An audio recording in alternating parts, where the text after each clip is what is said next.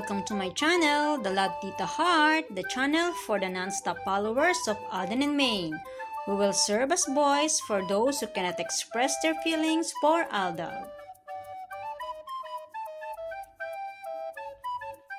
Kamusta po kayo mga ka-non-stop? Good day po sa inyong lahat. Bago po tayo tumungo sa kaganapan kay Alden and Maine, please subscribe and hit the notification bell para ma-notify po kayo sa mga bagong video na i-upload ko. Salamat po! Happy Heart mga ka-Aldab, ang pambansang Bay, box office king, and multimedia superstar Alden Richards sinorpresa si Will Ashley sa kanyang solo concert.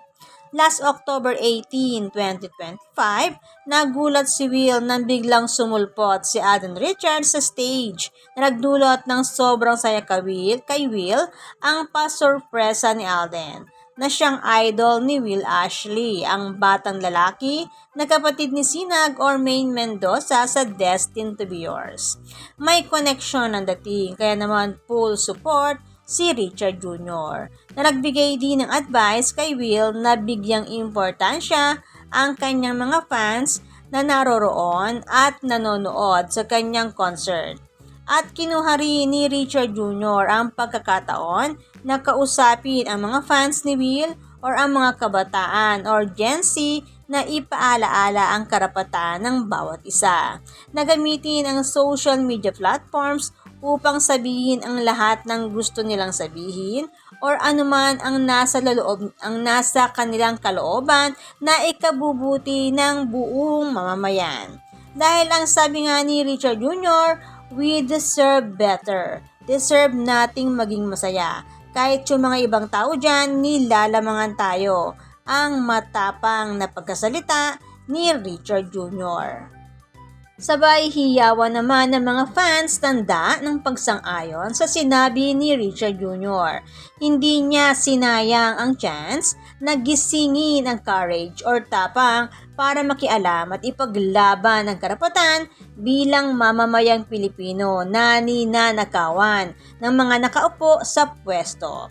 Bilang against si Richard Jr. sa mga nangyayaring korupsyon sa bansa.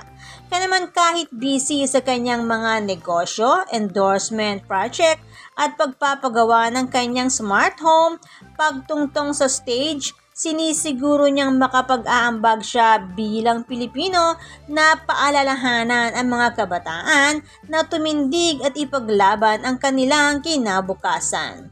Use your voice, use social media platforms for the benefit of the common good, ang sabi ni Richard Jr. At matapos ang pasurpresang pag-guest sa solo concert ni Will, tumungo naman siya sa birthday party ni Pat Kaunan, ang interior designer ng new smart home ng Fokerson Jr. family. Sabay sa pagbati ni Alden, nagpasalamat din siya kay Pat bilang punong abala sa interior design ng bahay. Kaya naman kadalasan ang Sunday ay inilalaan ni Richard Jr. kasama si Pat at ang ilan sa kanyang interior designer team. And October 19, sinurpresa din ni Richard Jr. ang isa sa kanyang ini-endorso ang I Am Worldwide para sa kanilang 8th year anniversary habang guest nila si Marian Rivera. Nalilinya sa ngayon si Richard Jr. sa mga pasurpresa. Kailan naman kaya niya sorpresahin ang buong Aldab Nation and true-blooded Aldab Nation? Magbigay kaya ng time si Richard Jr. kahit saglit lang sa pa-event ng Aldab Nation or VIG celebration sa November 8, 2025? Gayong nagbibigay din siya sa ngayon ng time sa ilang mga vlogger katulad ni Niana Guerrero na nagpapa-baby wave pa at Chef RB Manabat na binisita ni Richard Jr. na ipinost naman ni Raisa ng October 24, 2025. Sa ilan pang ganap na kinabibisihan niya na ipinost din ng last October 23, 2025 and October 24, 2025, bumisita siya sa S5S Auto Hub. At may pangungulit pa sa baby boy na ito at tinatanong kung anong brand ng car ang favorite nito. Attend din siya sa birthday celebration ni Glads B. At may ganap din siya with Hungry Pita family. Sabi nga ni Miss Desiree Valencia Pahati, grateful catch up with Alden Richards, the face of the Hungry Pita. Thank you for embodying what our brand stands for, authentic, hardworking, and proudly Pinoy. 1 year strong and growing together. Very grateful sila bilang si Alden Richards ang kanilang brand ambassador. And last October 21, umattend din si Alden sa opening exhibit ng Culture in Colors. Grabe, super busy talaga si Richard Jr. At hindi lang yan. October 24, 2025 pa rin, morning event para sa Ronald McDonald House Charities Philippines bilang ambassador nito. Ronald McDonald Bahay Bulilit Learning Center Turnover Ceremony. Super busy si Richard Jr. Maraming ganap. May mga pasorpresa, concert, event, may collaboration with the vloggers, birthday celebration, exhibit, charities, endorsement, at pagiging hands-on sa pinapagawang bahay at hands-on sa mga negosyo. Kaya naman last October 22, 2025, ipinost na ni Richard Jr. ang artist lineup na bibida sa Wonderful Moments Music Festival sa December 6 and December 7, 2025, SMDC Festival Grounds na kabilang ang Bini, Eli Wendia, Sara Geronimo, Bamboo, Parokya ni Edgar at marami pang iba. Myriad Entertainment partner with IME Philippines. Ang tanong, kapag ganito ba na walang hinto sa katatrabaho na halos bilyonaryo na, single pa rin bang maituturing?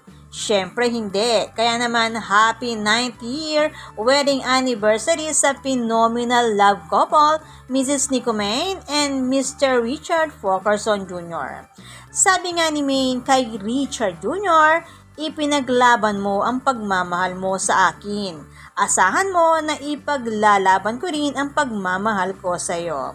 Ang sabi mismo ni Nico Main kay Richard Jr. sa harap ng Diyos. Kaya naman habang ang mga saraswelista ngayon ay hindi makaporma, payapa ang social media account ni Main Mendoza.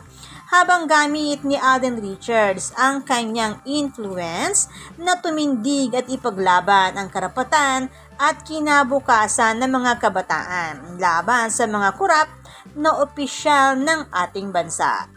Na habang abala si Richard Jr. para sa kanyang asawa at mga anak at sa mga makabuluhang bagay, may issue na namang ikinakabit kay Alden Richards. Inggit daw ito kay Catherine dahil di umano sa wax figure na magkakaroon ng aktres sa Madame Tussauds, Hong Kong. Nangangamoy panggagamit na naman ito sa pangalan ni Alden Richards para pag-usapan dahil may proyekto ang aktres kasama si James Reid. Ang tanong, may panahon pa ba si Alden Richards sa mga ganitong pa-issue?